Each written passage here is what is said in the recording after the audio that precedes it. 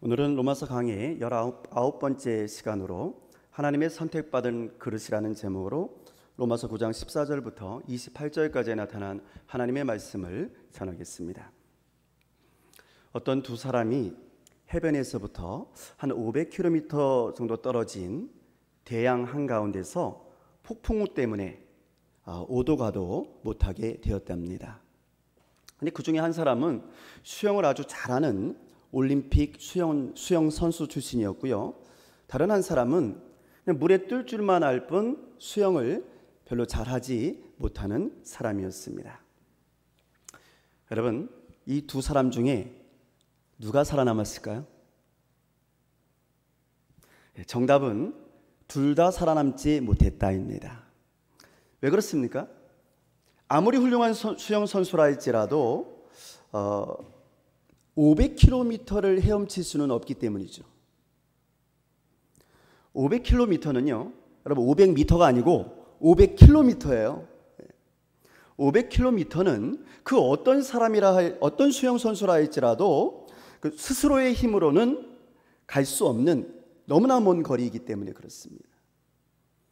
물론 이 올림픽 수영 선수는요, 자신의 수영 실력으로 어느 정도까지는 갈 수 있었을 겁니다.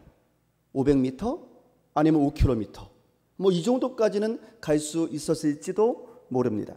그러나 결국은 이 사람도 수영을 잘하지 못하는 사람과 똑같이 결국에는 힘이 빠져서 물속으로 가라앉게 되고 말 것입니다. 그런데 여러분, 이때 마침 구명 헬리콥터가 나타난 거예요. 그들이 헬리콥터가 나타나서 생명줄을 내려뜨렸습니다. 자, 누가 살아남았을까요? 네, 퀴즈입니다. 누가 살아남았을까요? 네, 수영 선수일까요? 아니면 수영 못하는 맥주병 같은 사람일까요? 네, 줄을 잡은 사람입니다. 생명줄을 잡은 사람입니다. 그 사람만이 안전하게 구조될 수 있을 겁니다.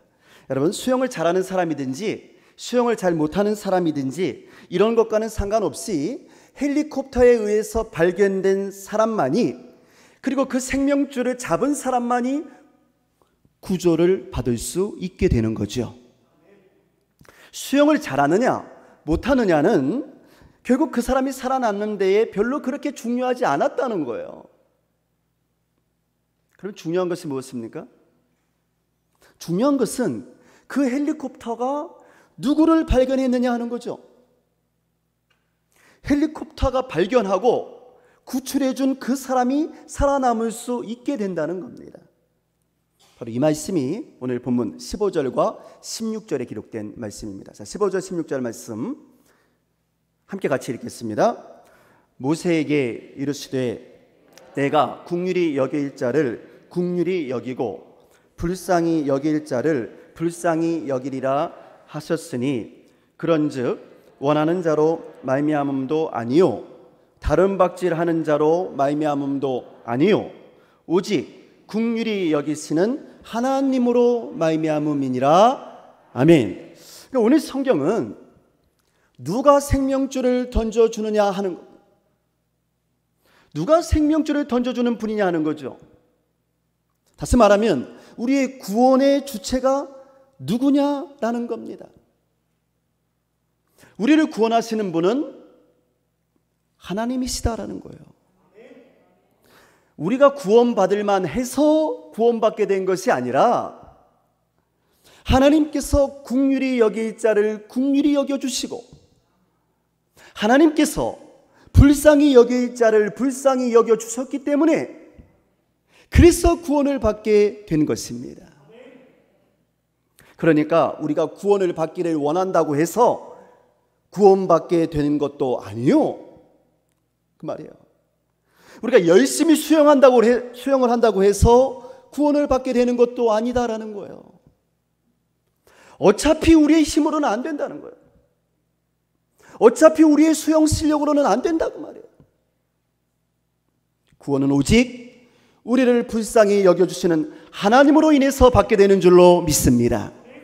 성도 여러분, 누가 선택하셨습니까? 예, 하나님이 하셨습니다.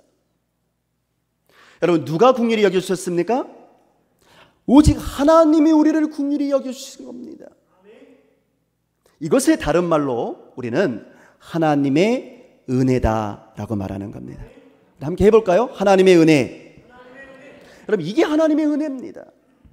하나님이 우리를 불쌍히 여겨주셨고 하나님이 우리를 긍휼히 여겨주신 것, 그것이 하나님의 은혜입니다. 그러므로 우리는 오직 하나님의 은혜로 말미암아 구원을 얻은 줄로 믿습니다. 자, 그런데 문제가 있습니다. 어떤 사람은요, 이렇게 하나님의 구원하심, 하나님의 선택하심에 대해서 이렇게 따질 수도 있을 겁니다.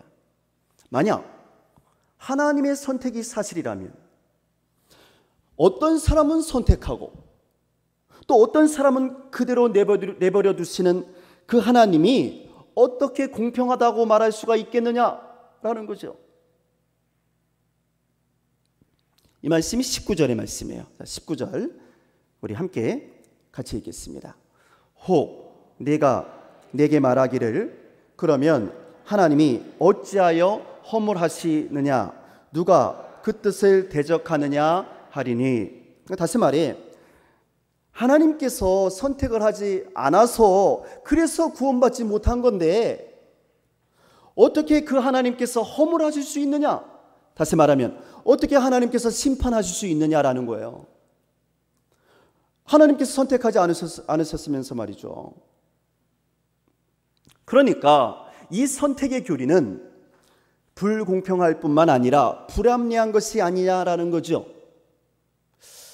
자, 그러면 이에 대한 바울의 답변은 무엇일까?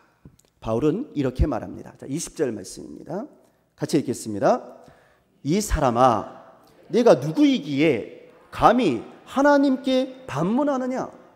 지음을 받은 물건이 지은 자에게 어찌 나를 이같이 만들었느냐 말하겠느냐?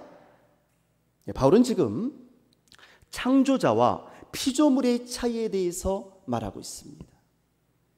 피조물인 우리가 창조자이신 하나님의 절대 주권에 대해서 왜 그렇게 하셨냐고 따져 물을 수가 있겠냐라는 거예요. 지음을 받은 물건이 지은 자에게 어찌 나를 이같이 만들었소? 라고 말할 수 있겠느냐라는 거예요. 성도 여러분, 하나님은 창조자이신 줄로 믿습니다. 그는 모든 것을 창조하신 하나님이십니다. 모든 세상 만물의 주권자가 여러분 사람이 아니라 창조주 하나님이십니다. 그렇다면 이렇게 모든 것을 만드신 그분이 당신이 만든 피조물들 가운데서 당신 마음대로 선택을 할 수 없다면 그분이 정말 주권자 하나님, 창조자 하나님이라고 말할 수 있는 걸까요? 근데 놀라운 사실은요, 바로 이렇게 모든 것을 당신 마음대로 선택하실 수 있는 권한이 있으신 바로 그 창조주요 주권자이신 하나님께서, 다시 말씀드리면 여러분과 저를 선택하지 않으실 수도 있었던 그 하나님께서 우리를 선택해 주셨다는 사실입니다. 할렐루야. 성도 여러분, 이것이야말로 바로 우리를 향하신 우리 하나님의 놀라운 은혜가 아니겠습니까? 이 하나님의 특별하신 주권에 대해서 성경은 21절에서 23절까지 해서 이렇게 말하고 있습니다. 자, 본문 21절부터 23절까지 함께 읽겠습니다. 토기장이가 진흙 한 덩이로 하나는 귀히 쓸 그릇을, 만일 하나님이 그의 진노를 보이시고 그의 능력을 알게 하고자 하사 멸하기로 준비된 진노의 그릇을 오래 참으심으로 관용하시고 또한 영광받기로 예비하신 바 긍휼의 그릇에 대하여 그 영광의 풍성함을 알게 하고자 하셨을지라도 무슨 말을 하리요? 아멘. 하나님께서는 창조자이십니다. 그릇을 만드는 토기장이가요, 귀 쓸 그릇도 만들고 천이 쓸 그릇도 만드는 것처럼 창조자이신 하나님께서는 당신 뜻에 따라서 유대인도 만드시고 이방인도 만드신 겁니다. 따라서 우리는 그분이 하시는 일에 대하여 뭐라고 항변할 수가 없는 겁니다. 왜 하나님 저를 한국 사람으로 만드셨어요? 이렇게 항변할 수 없다 그 말이에요. 이 모든 일은 창조자가 하시는 일입니다. 이 모든 일은 토기장이가 하는 일입니다. 우리는 단지 창조자에 의해서 창조된 피조물일 따름입니다. 그렇다면 그럼 피조물인 우리의 관심이 어디에 있어야 하겠습니까? 바울은요, 창조자가 왜 그렇게 선택했느냐라고 따질 것이 아니라는 겁니다.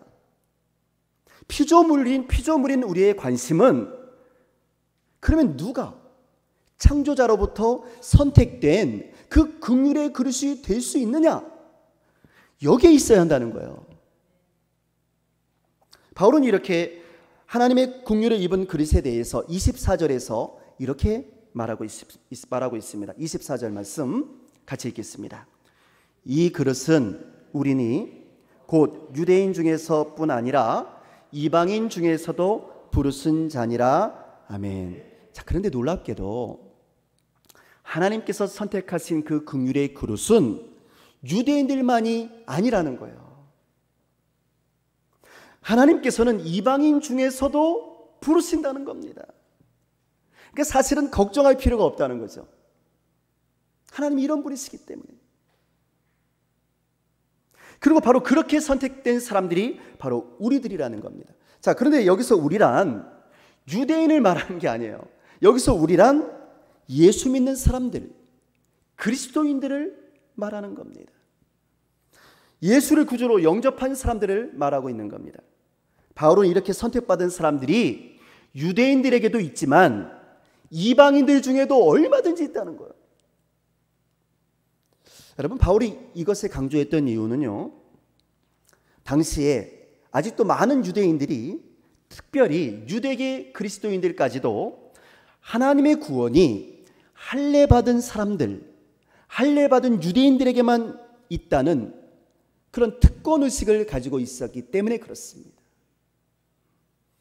바울은요, 그렇지 않다는 거예요. 유대인이어서 구원을 받는 것이 아니라, 할례를 받아서 구원을 받는 것이 아니라 하나님의 긍휼하심을 입은 사람이면 누구든지 구원을 얻게 된다는 것입니다. 그래서 25절 이하에서 사도 바울은 호세아의 글을 인용하면서 이렇게 말하고 있습니다. 자, 25절과 26절의 말씀 함께 읽겠습니다. 호세아의 글에도 이르기를 내가 내 백성 아닌 자를 내 백성이라, 사랑하지 아니한 자를 사랑한 자라 부르리라. 너희는 내 백성이 그들이 살아계신 하나님의 아들이라 일컬음을 받으리라 함과 같으니라. 아멘. 여러분, 이 말씀이 무슨 뜻입니까? 25절 보세요. 25절의 말씀을 보시면 내 백성 아닌 자, 이 사람들은 이방인을 가리키는 말이에요. 그런데 그 이방인들을 하나님께서 내 백성이라고 불러주신답니다. 25절 계속해서 보시면 사랑하지 아니한 자, 누굽니까? 이방인들이에요. 그런데 그 이방인들을 사랑한 자로 불러주신답니다. 26절에 보시면요, 내 백성이 아니라 한 그곳, 이 어디입니까? 이방인의 땅을 말하는 거예요.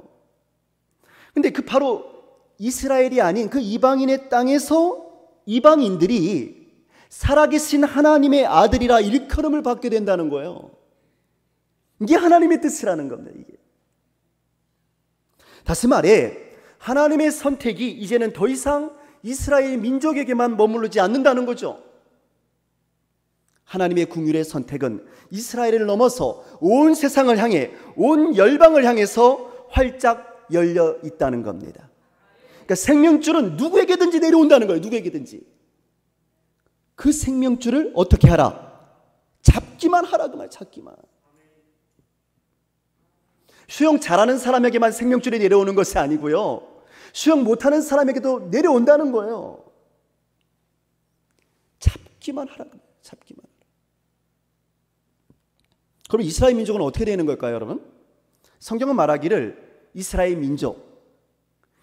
민족도 구원을 얻기 위해서는 율법의 행위를 통해서 구원 얻을 수 있다는 생각을 버려야 한다는 거예요. 할례를 받아야지만 구원을 얻을 수 있다고 하는 자신들의 그 특권의식, 그것을 버려야 한다는 거예요. 그리고 생명줄을 붙잡아야 한다는 거죠. 그 생명줄이 누굽니까? 예수 그리스도이십니다. 믿습니까? 예수 그리스도, 그 생명의 줄을 붙잡은 사람들만이 구원을 얻을 수 있다는 거예요. 누구든지. 여러분, 그래도 공평하지 않습니까? 누구에게든지 공평하게 생명줄은 내려왔다 그 말이에요. 근데 이스라엘 민족들은 아직도 그러한 특권의식에 사로잡혀 있어서 생명줄과 상관없이 율법의 행위로 구원을 얻을 수 있다라는 착각 속에서 살아왔다는 겁니다. 그래서 이스라엘 민족도 구원을 얻기 위해서는 그 율법의 행위를 포기하고 생명줄을 붙잡은 사람들만이 구원을 얻을 수 있다라는 거죠. 이렇게 생명줄을 붙잡은 사람들, 그 사람들을 사도 바울은 이사야의 비유를 들어서 남은 자라고 말하고 있어요. 27절의 말씀입니다. 27절 함께 읽겠습니다. 또 이사야가 이스라엘에 관하여 외치되 이스라엘 자손들의 수가 비록 바다의 모래 같을지라도 남은 자만 구원을 받으리니 아멘. 그러니까 하나님의 백성이라고 자부하던 이스라엘 백성들은 바닷가의 모래알 같이 많이 있다는 겁니다. 근데 그럼에도 불구하고 그들 모두가 구원을 받는 것이 아니고 어떤 사람들만이, 남은 자만이 구원을 얻으리니, 그렇게 예언을 했다는 거예요. 누가? 이사야가 이미 예언했다는 겁니다. 성도 여러분, 바울 사도는요, 지금 자신의 동족 대부분이 불신앙의 길로 가는 안타까운 상황을 보면서 민족에 대한 사랑을 담아 민족 구원을 위하여서 오히려 지금 자기 민족인 유대인들을 향한 회개와 경고의 메시지를 선포하고 있었던 겁니다. 실제로 이스라엘 민족들은요, 나면서부터 하나님에 대한 이야기를 듣고 교육을 받아왔지만 정작 예수 그리스도를 통한 하나님의 구원 섭리에 대해서는 알지 못했습니다. 예수님에 대해서 예언되어져 온 성경을 접해왔지만 예수님을 믿지 못했습니다.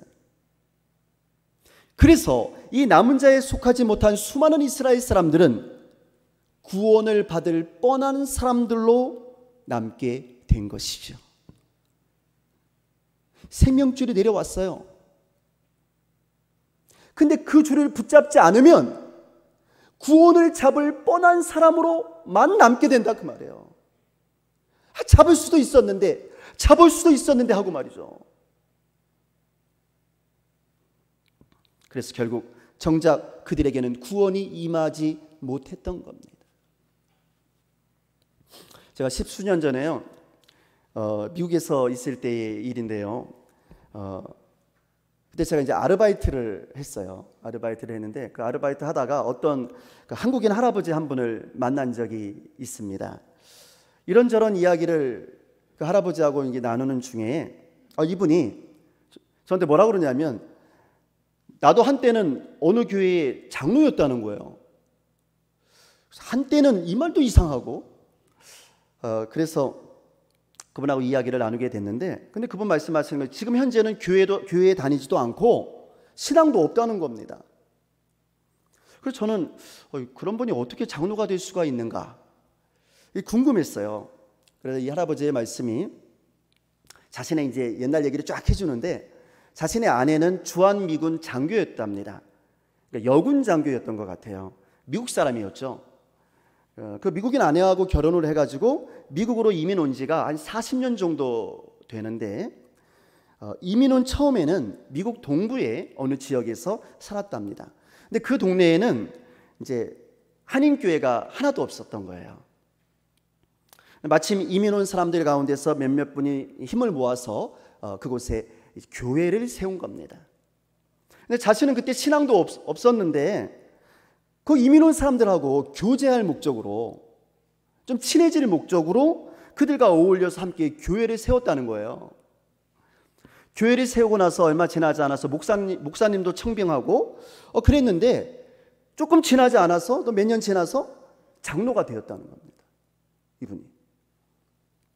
정말 놀랍고 제가 이해가 안 가는 것은요, 자신은 신앙도 없었고 더 기가 막힌 것은 세례도 받지 않았다는 거예요. 그런데도 제가 그래서 그런데도 장로가 될 수 있어요? 라고 물었더니 교회에서 주더랍니다. 그러니까 교회 짓는데 헌금을 좀 많이 하셨던 것 같아요, 이분이. 그래서 장로를 줬는지 아니면 이분이 세례를 받았다고 거짓말을 했는지도 모릅니다. 정말 기가 막힐 노릇이죠. 그래서 미국에는 뭐 안 그런 분도 많이 계시지만 사실 가짜 목사들도 좀 있고요, 가짜 장로들도 조금 있는 것 같습니다. 결국 이 할아버지는 그 이후에 동부를 떠나서 서부인 LA로 왔고 현재는 아내와도 이혼한 상태에서 전혀 신앙생활을 하고 있지 않다는 겁니다. 그러니까 이 할아버지는 이민 생활에 교제를 목적으로 신앙생활, 아니 교회 생활을 했던 거죠. 교회는 열심히 다닌 거예요. 예수도 모르고, 아니 예수님에 대한 관심도 없으면서 교회도 세우고 또 장로도 된 거죠. 그러니까 여러분, 이민사회에서 장로라고 하면 이 대단한 명예거든요. 교회 지을 때 헌금도 많이 하고 또 열심히 교회 생활을 하는 것처럼 보였지만 사실 이분은요, 주님의 일을 한 것이 아니라 외로운 이민사회에서 외로워서 사회적인 교제를 나누고 싶어서 그렇게 했던 것에 지나지 않았던 겁니다. 결정적으로 이분은 예수님의 구주로 영접하지도 않았던 거죠. 저는 이분이 회개하고 돌이키지 않으면 구원받을 뻔한 사람에 지나지 않게 되겠구나 라는 생각이 들었어요. 그래서 이분에게 정말 많은 시간을 제가 투자를 했어요. 많은 시간을 투자해서 이분에게 설득했어요. 그러면 할아버지, 이제는 예수님을 한번 제대로 믿어보시죠. 다시 한번 가까운 교회에 나가셔서 제대로 신앙생활 한번 해보시죠. 장로 직책 떼버리시고 세례부터 받으시고 제대로 한번 신앙생활 해보시죠. 강력하게 권면을 했어요. 한두 시간을. 그러니까 그분이 아마 고개를 끄덕끄덕 하면서 막 긍정적으로 이제 이야기를 했습니다만은 그분이 이제 그 이후에 어떻게 됐는지는 제가 잘 모릅니다. 사랑하는 성도 여러분, 오늘 우리 주변에는요, 예수님이 목적이 아니라 다른 주변의 격가지들을 목적으로 교회에 오시는 분들도 있습니다. 뭐 괜찮습니다. 어떤 방법이든지 어떤 이유에서든지 교회에 오시기만 하면 됩니다. 그러나 문제는요, 그 자리에 계속 머물러 있기만 해서는 안 된다는 거예요. 계속 그 자리에 머물러 있게만 되면요, 오늘 성경에서 말하는 것처럼 그냥 구원받을 뻔한 사람, 생명줄을 잡을 수 있을 뻔했던 사람, 이런 사람으로만 남게 된다는 거예요. 우리는 이제 한 단계 더 나아가서 예수님을 진실로 나의 구주로 영접해야 합니다.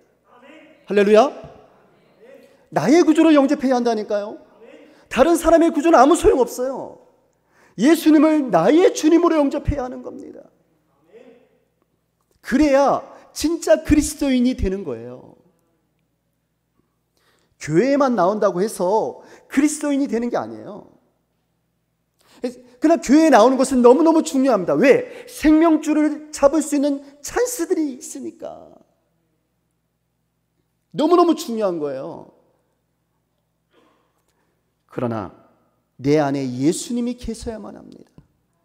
내 안에 예수님이 계시지 않으면 나는 아직 진짜 그리스도인은 아닌 거예요.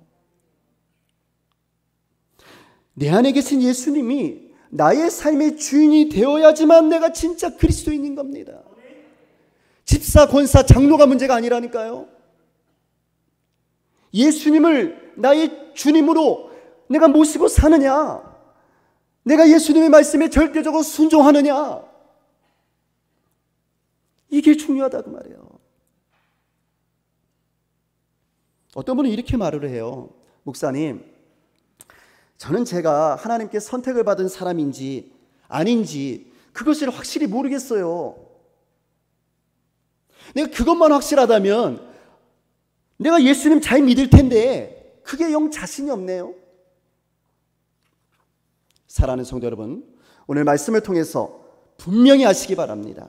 여러분, 우리가 하나님께 선택된 것을 알고서 예수를 믿고 예수를 영접하는 게 아닙니다. 우리가 예수를 믿고 예수를 구주로 영접하게 되면 바로 그때 우리는 나 자신이 하나님으로부터 선택받은 사람이라는 것을 확실히 깨닫게 되는 겁니다. 그러나 바로 지금 여러분과 제가 예수 그리스도를 주님으로 영접하고 예수님을 나의 구세주로 고백하고 있다면, 그럼 바로 그것이야말로 우리 모두가 이미 하나님의 선택을 받은, 하나님의 선택받은 그릇이라는 확실한 증거가 되는 줄로 믿으시기를 주의 이름으로 축원합니다.